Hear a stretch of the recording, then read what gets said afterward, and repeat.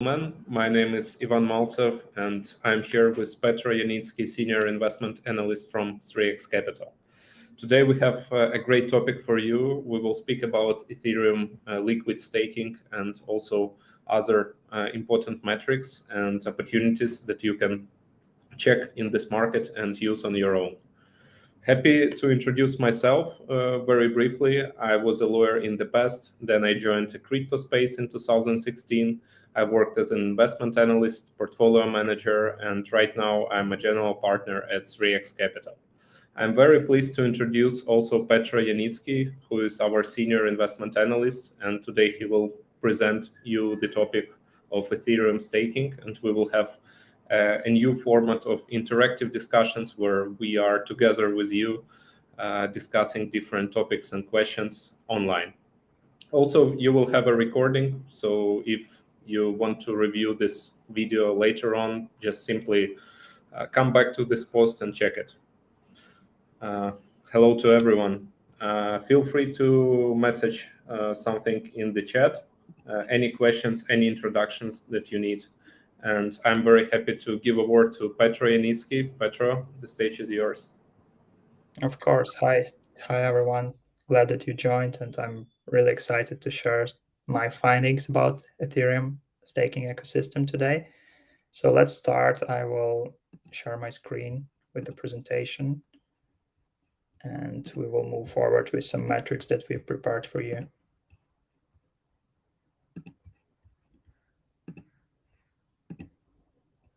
Okay. Yeah, I will be sharing a few details from the slide, and then I would like to move to actually the website, like the source website for these metrics, so we will be able to look into some other metrics and discuss it together. So if anyone has some questions, feel free to ask them, and we will be happy to cover.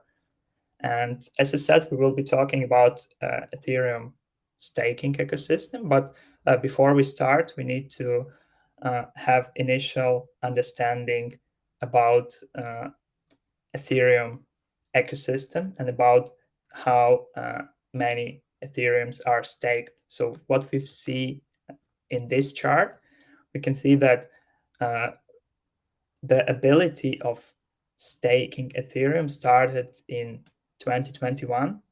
It was late 2020, starting 2021, when Beacon Chain was launched. And here on this chart, we see the rise of staking rate, which is the percentage of circulating supply that is staked on the network. And right now we are sitting at slightly more than 21%.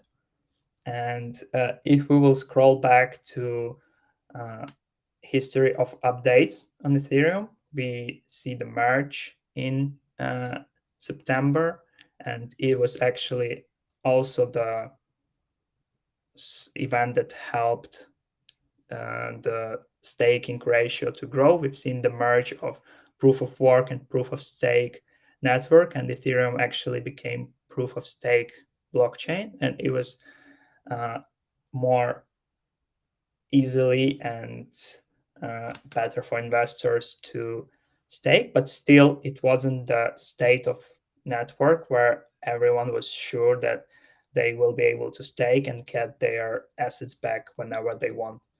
And everything changed in April. We've seen the update, which was the Shanghai upgrade, and it actually allowed to anyone who staked on Ethereum to withdraw their assets back, and it only affected the staking ratio that it only grown way in the future, because it was more convenient for investors that they can get their funds back anytime. So we see that from April, the pace of staking ratio growth was even higher. And this information was taken from CryptoQuant. So here on this website, definitely you can check the metric of staking rate and play by yourself to compare, the price of Ethereum with where we see the price more than 4,000 at the peak of previous bull market. Right now, the price is more than 2 times lower. And if you compare the growth of staking rate, it wasn't decreasing; it was only growing.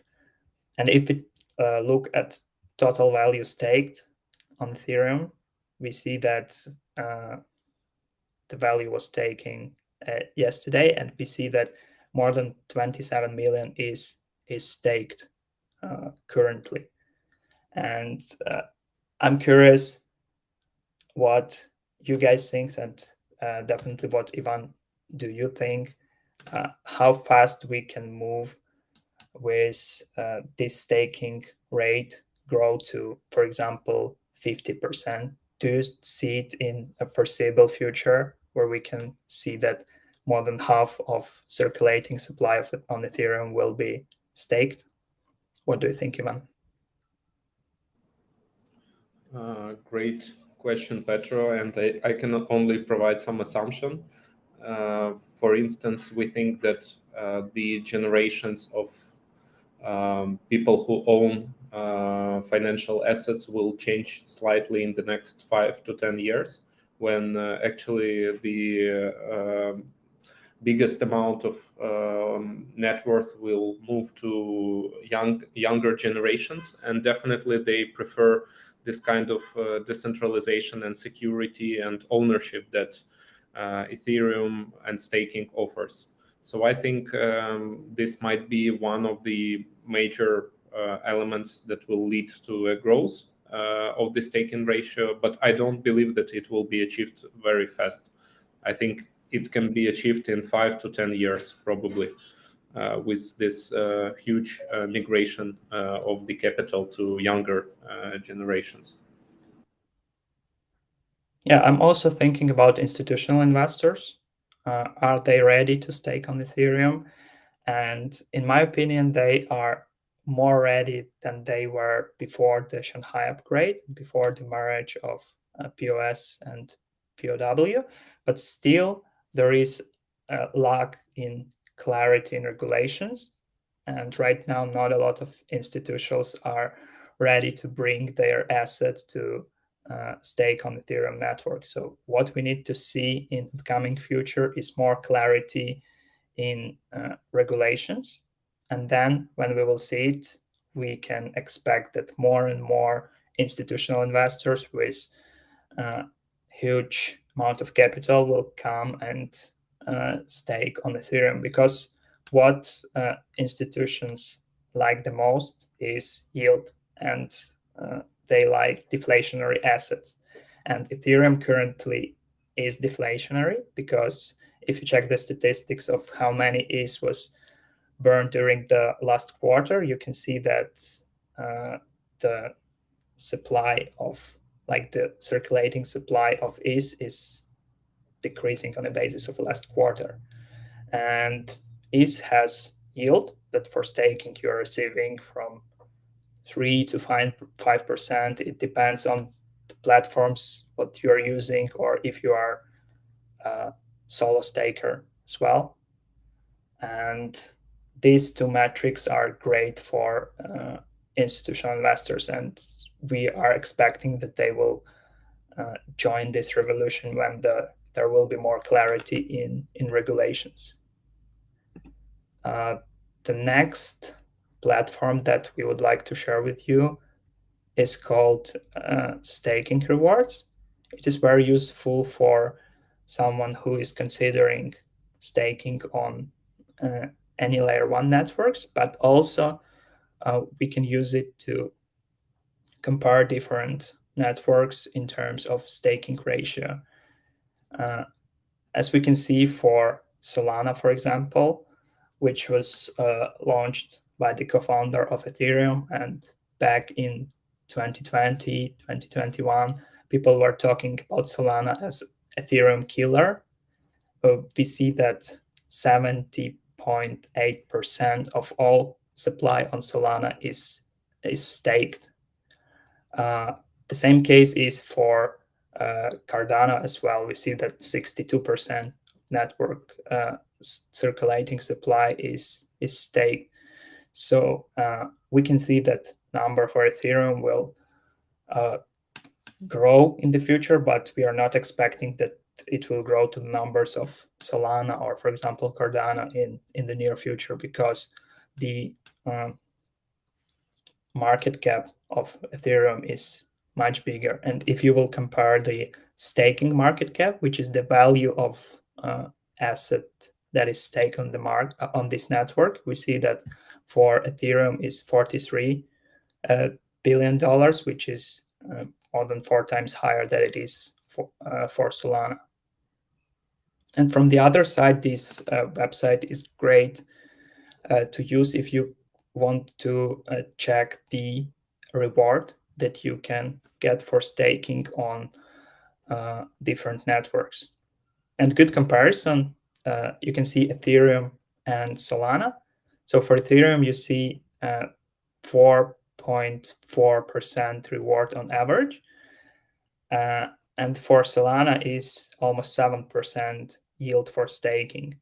But then if you look at adjusted reward, which is reward adjusted for inflation, and it's actually a real reward, because even if you have 7% yield from staking, if inflation is higher, you are not earning anything, right? Because everything is actually backed in the price of Solana asset, and circulation supply of Solana is growing by 7% each year. So in reality, you are not receiving yield for staking Solana. You are not profiting, but you are losing money.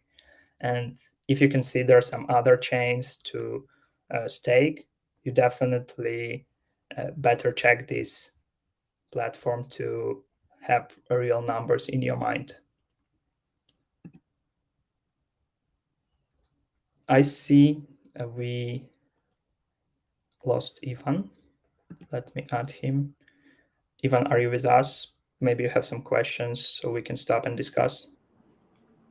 Thank you, Petro. Yes, I'm here. I'm actively providing the feedback to the audience on LinkedIn.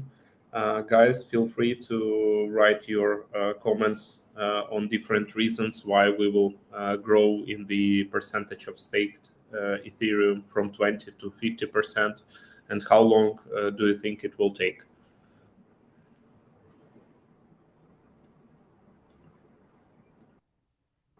Let's move forward, Petro. Okay, cool. Thank you. Let's move on. Let me get back to the presentation and check another slide that we prepared for you. And when you look at Ethereum staking ecosystem, it's good to understand staker categories, who we have in this activity, who is actually participating. Are those only individual stakers, or there are some other like directions or institutions who are working with this activity? So Dune Analytics is actually a great tool which is used to check some dashboards, analytical information on different topics. So here it is a screen of chart of staking categories, like Ethereum staking categories, and we see that 36.7% is taped to liquid staking. So it is a dominant on the Ethereum staking market. But then we see that 29.6% is more like individual stakers or unidentified stakers. Around 20% is for centralized exchanges, and 14% is for staking pools. But when we check this Dune more in detail, we can see that there are far more valuable metrics that you can find and that you can extract some insights from this information. So we see that 25.5 million is staked currently. We have around 800 validators, and the news that we've seen this morning in Ethereum ecosystem that they are planning to launch a new testnet, and they are experimenting with increasing the number of validators. So this testnet for Ethereum will be with almost 2 times bigger number of validators, and they will try to make it even more safer.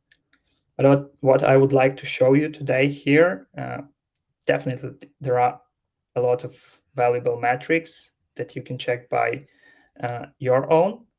But here is a breakdown of staking categories, and you can see how it was growing since the launch of Beacon chain. So at the very beginning, there was nothing like liquid staking. Liquid staking, niche liquid staking trend wasn't developed back then. And we've seen that 52.6% was like of all Ethereum stakers was about solo stakers or someone who is like unidentified stakers, which can be whales with big holdings in Ethereum and so on. And also we've seen the growth of centralized exchanges market share when only liquid staking was launched. We've seen that 40 to almost 50% of market share was tied to centralized exchanges. And if we look at current numbers, the dominance in market share for independent stakers, for fails, for solo stakers, for centralized exchanges was decreasing, and dominance for liquid staking market share was only increasing. So it's a clear sign that liquid staking is trending, and that it is a niche that currently driving the adoption in Ethereum staking. And also here you can find information that was very useful for us back in the past when we were trying to project if investors who had their assets in Ethereum locked before Shanghai update, if they will try to sell them after they will have the ability to do it after the update.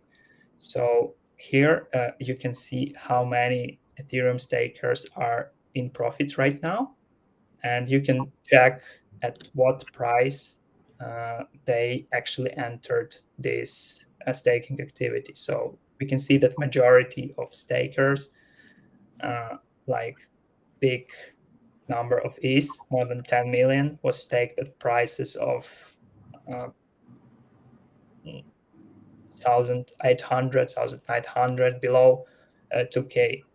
This is the price that we have right now, and we have this period of accumulation, and therefore right now these stakers are underwater, which means they are not profitable because they paid more to buy Ethereum to enter staking, and if they will decide to exit this activity right now, they will get losses. Therefore, we cannot expect a big wave of withdrawals on Ethereum staking ecosystem, because as we see, majority of holders are currently underwater or have temporary losses that they need to actually cover when the price of Ethereum will grow in the future. Interesting. Thank you, Petro. We have a few questions from the audience regarding Solana staking reward rate. I think that it was negative for the past and right now. I'm speaking about this adjusted staking reward ratio that usually we use to evaluate different staking opportunities. But if we will leverage the liquid staking on Solana, and I think there are a few solutions that are offering this kind of service, we can reach the profitable yield even with Solana. Petro, do you know any tools and maybe tips how to improve your staking reward rate on Solana? I'm not sure about Solana, haven't staked there, but definitely the DeFi ecosystem is developed for both EVM chains and Solana as well. And the strategy will be similar for both of them. And I actually have this slide in presentation. Let me share it so everyone will have the understanding how it works. So the answer here is liquid staking, as we mentioned, right? This is something that helps you to increase your yield by actually using the derivatives that you get on top of staking. So when you are staking, for example, Ethereum on some liquid staking platforms like Lido, which is the biggest one right now, you are receiving a liquid staking derivative, which is a token minted on top of your uh, staked assets. And this token represents your stake. And when you will lose this token due to some, I don't know, hacks or some mistakes from your side, you are actually losing access to your stake. But for advantages of these activities is that you can reuse your derivative in DeFi. So you can check some platforms like Maverick. We have Eigenlayer on Ethereum, obviously. And you can see that for restaking your liquid derivative, you are getting some bonus yield. Sometimes it's even up to 10%. And you can see that for a regular staking on Ethereum, you are getting from 3 to 4.5%. But when you are leveraging liquid staking, you are getting additional up to 10% on your stake. Definitely, there are some risks that you need to consider. The risk of platform where you are restaking, the risk of platform where you are staking, which is, for example, Lido. And as we know, for bearing more risks, for taking more risks, the reward might be higher. But definitely, it's better to use audited liquid staking providers, audited DeFi protocols, and do your own analysis before you start this journey of liquid staking.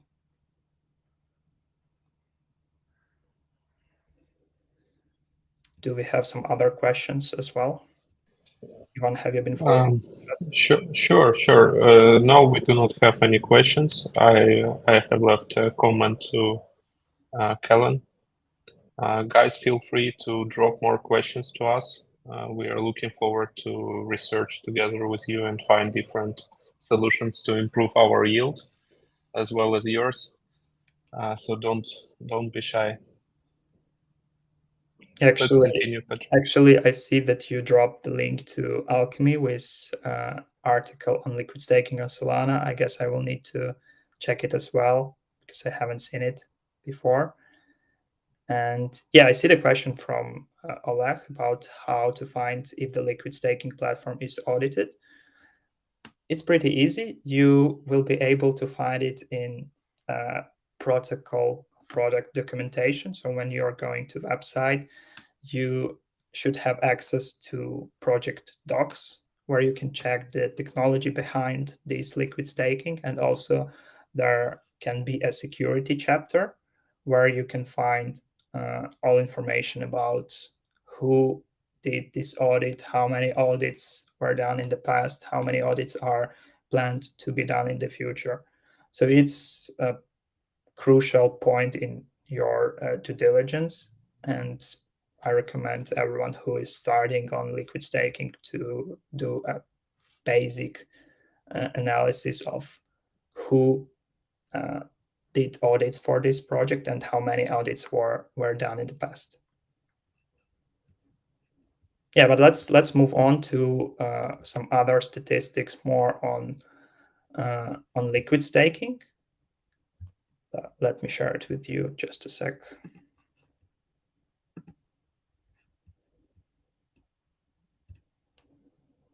Yeah, you remember that liquid staking has around 36% of market share of all Ethereum staking, and we know that 20.2 billion is currently locked in ETH2 pools, which are liquid staking pools, and we see that 40% of ETH currently is staked via pools. But what is the most interesting is market share inside the liquid staking ecosystem. We see that right now it's kind of monopoly. We see that 80% of market share is currently taken by Lido, which is the biggest liquid staking provider for ETH, but they are also working with some other networks. They were working with Polkadot in the past, but I know that they decided to stop their operations with Polkadot, and you can check actually and see some other networks that are compatible with Lido protocol. But what is insightful from this chart is that we are actually need new strong liquid staking protocols that can take a market share from Lido, because in Web3 we are not about centralization, and we don't like centralization in any direction. Therefore, the community investors who want to diversify, who want to decrease risks or of platform issue like the hack on Lido, I don't know, the some issues inside the team or validators with which Lido is working. Therefore, we need new solutions, and some of these solutions are actually were created or are currently creating. So we've seen the staking by Coinbase, which is the US exchange, but staking on Coinbase is highly centralized. You're locking your assets on exchange. But the third protocol in terms of size, in terms of as staked, is Rocket Pool, which is non-custodial staking solution, liquid staking solution, and it's actually the direct competitor to Lido, as well as Frax. We see new protocols rising and trying to capture a small piece of market share, then to show some advantages over whales like Lido, like big players like Lido, and attract more and more users outside the ecosystem, but also get existing users of projects like Lido to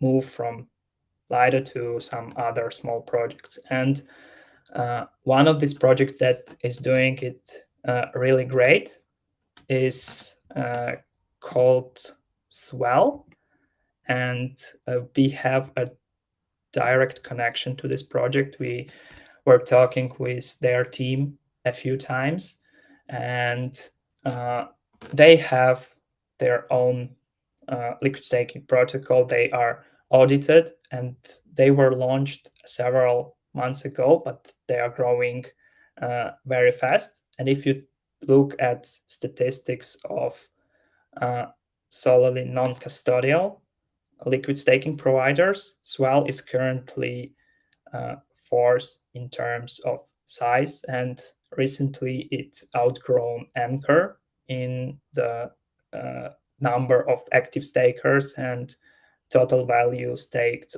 on the network. So simply how it works and how you can leverage the opportunity of Swell, which is small but fast growing liquid staking protocol. So you can get your ETH on mainnet and stake on Swell website. So you will be getting around 3.3% APR on this staking. But also they have the initial liquidity boosting program, which is designed to bring more investors to their platform. And right now, for staking on Swell, investors are receiving points that are called pearls. And these pearls are promised to be converted to Swell tokens in the future when token will be launched. So additionally to getting 3.3 APR on your asset by staking, you are receiving pearls, which is also I can say incentivization and can be converted to crypto when Swell token will be launched. But also by staking is on Swell, you are receiving liquid derivative because it's liquid staking protocol, and you can reuse this SWEs, this derivative, in different pools. Here is the example of Maverick. So Maverick is a pool for restaking of liquid derivatives.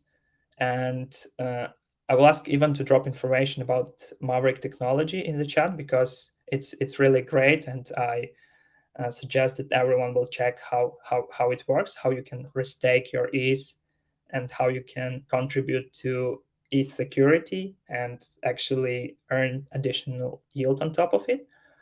And here, by depositing your liquid derivative to Maverick, you are receiving up to 5% bonus APR on your asset, and you are getting even more pearls for doing so. So in summary, you are getting APR from staking, you are receiving pearls from both activities, and you are getting bonus APR for depositing into Maverick. So it looks like a great deal, but definitely there are some risks that you need to bear in mind, and you need to check the technology and security of both protocols before you start this activity. Thank you, Petro. Actually, I'm of the early users of Swell. I started in the beginning of June, and I already own around 3,000 barrels in my account, and also using Maverick pool to increase the amount of barrels. I think this is a great opportunity to diversify your staking Ethereum strategy if you have it. Personally, we do different liquid staking protocols, including Lido, of course, Swell, and a few others. So definitely check this out and deep dive into the risks section that I think also would be great to discuss together with Petro in today's call. So probably we can check the section that is available in Lido website or in Swell website regarding the risks for stakers and people who provide the liquidity. Meanwhile, I will send the information regarding Maverick. By the way, Maverick will have an additional drop for people who are using their protocol. So if you will use it right now with Swell, probably you will be eligible for the second season of drop for Maverick as well. So there are many different opportunities here in the market, and definitely we are eager to help you to find them and of course mitigate some risks. So definitely not to put all your Ethereum into one protocol like Swell. Try to diversify between the leading tools and some new tools that provide higher but more risky APR. Yep, thanks for sharing, Ivan. I see the question from Gloria as well about our thoughts on restaking and maximizing your yield further via agent layer. Agent layer is a great protocol. It's great technically, it's great from the security perspective and the perspective of supporters like investors and who is standing behind Eigenlayer. But the problem is that with Eigenlayer, it's definitely hard to find space to actually enter their protocol because their pools are full and they are trying to expand the size of their pools. But when they are doing it, this space is almost immediately taken by some bots or whales who are ready to deploy a big number of ETH into the protocol. So if you will be able to check Eigenlayer and see that there is free, like there is a space in the platform that you can stake your ETH, I guess it will be great. I personally will do it.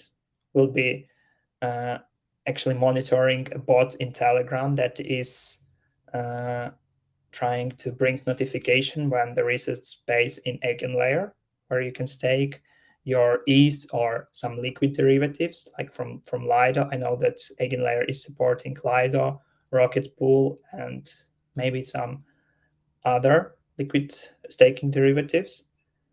But right now, I'm not using it, but I guess it has a great perspective. Yeah, and Ivan mentioned about risks that we would like to discuss, and I checked the website of Lido. They actually shared the article about risks of staking with Lido, which is actually risks with staking with any liquid staking protocol. So they defined a number of potential risks when using is staking liquid protocols. And the first one is smart contract security, which we mentioned already, that there might be a vulnerability in code, vulnerability in smart contract, which will lead to losing part of all assets of stakers, of investors. But how you can mitigate these risks as someone who is using these protocols? As we mentioned, you can check audits. And here is also a great example from Lido. They actually launched Bug Bounty program, which was the program for developers and testers to identify risks and identify not risks, but vulnerabilities in code. And when someone was able to find these vulnerabilities, they were rewarded with, I don't know if it was tokens of Lido or maybe direct payments to these developers or testers. So if you can check if on the platform that you are expected to use was a bounty program in the past, it's great because the security might be even higher after this bug bounty program. Then we have is technical risk, which is the risk of all ecosystem, right? We know that there is a team of Ethereum developers. It's like a big Ethereum community who are working on upgrading ETH from one step to another, from one stage to the next one. And there is an extensive Ethereum roadmap.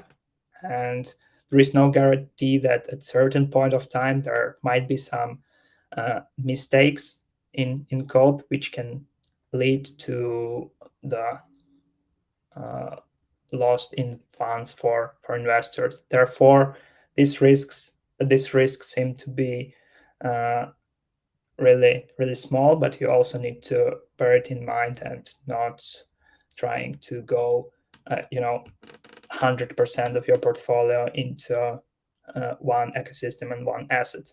So the mitigation of this risk will be diversification. And even if you have some additional comments, feel free to interrupt me and add your thoughts as well. And before that, I will move on to is adoption risk. And we actually touched it today at the beginning, where we were talking about institutionals and about staked ratio. So from our perspective, we see that this ratio is growing and will be growing in the future with clarity in regulations, but still there is a risk that the pace of adoption for Ethereum will slow down in the future. Then another risk, and this one is quite big, is slashing risk.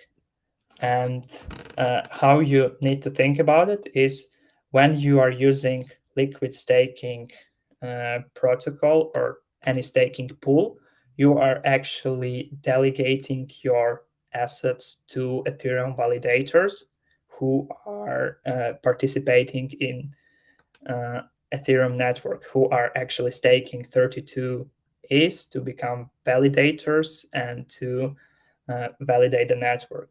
But when there is some mistakes from side of validators, that there can be a slash, which means that part or all size of their stake is taken away from them, is burned, and that's how investors can also lose their money.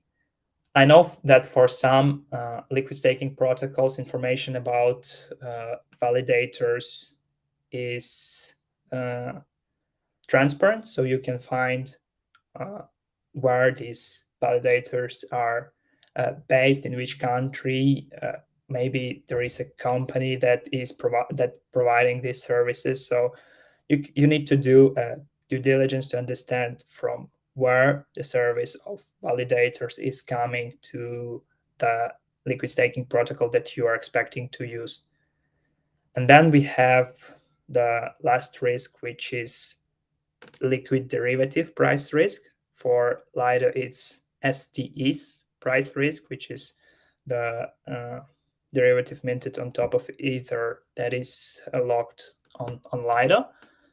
And I'm not sure how it works, but there is written that sometimes that can be a case when you are trying to swap your liquid derivative back to your asset that you staked, and the price of this liquid derivative is actually lower than the price that you than when the price was when you get this liquid derivative asset.